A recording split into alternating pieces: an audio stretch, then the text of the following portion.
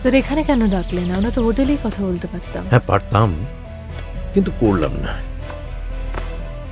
হ্যাঁ, বুঝতে পারছি কেন করলেন না। কারণ এখানে এলে আমি অনেক বেশি ইমোশনালি ভালনারেবল হয়ে যাব। আমার মাথা লজিকের থেকে আবেগকে বেশি গুরুত্ব দেবে, সেই জন্যে তো। ঠিক তাই। আর সেই জন্যই দেখো, এই বাড়ির সব থেকে সুন্দর জায়গাটায় আমরা বসে আছি।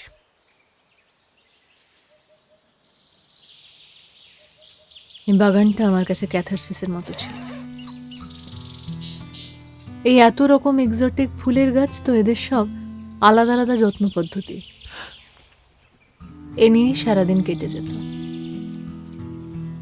গাছ আর বইয়ের থেকে ভালো বন্ধু পাওয়া যায় না স্যার। কেন গান? তুমি তো খুব ভালো গান গাইতে, ক্লাসিক্যাল না? হ্যাঁ, আর এখানে তো বেশ কয়েকজনকে শেখাচ্ছ বোধহয়।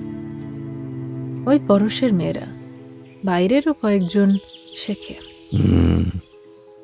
আপনাকে না একটা জিনিস দেখানোর ছিল স্যার। স্যার হ্যাঁ, এই যে। ওই সিনেমার টিকিট দুটো হ্যাঁ। মা বলেছেন না? হুম।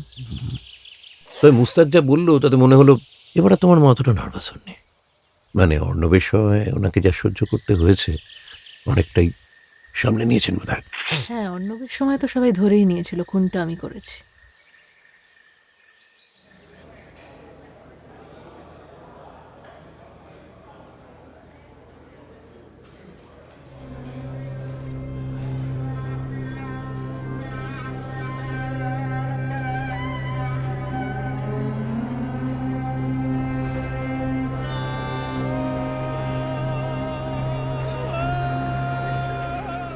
আমাকে ইউনিভার্সিটি থেকে সাসপেন্ড করা হলো। আর দেখুন ঘুরে ফিরে এবারেও ভিকটিমের স্ত্রী সেই আমি। আর সেটার জন্য কে দায়ী নন্দিনী?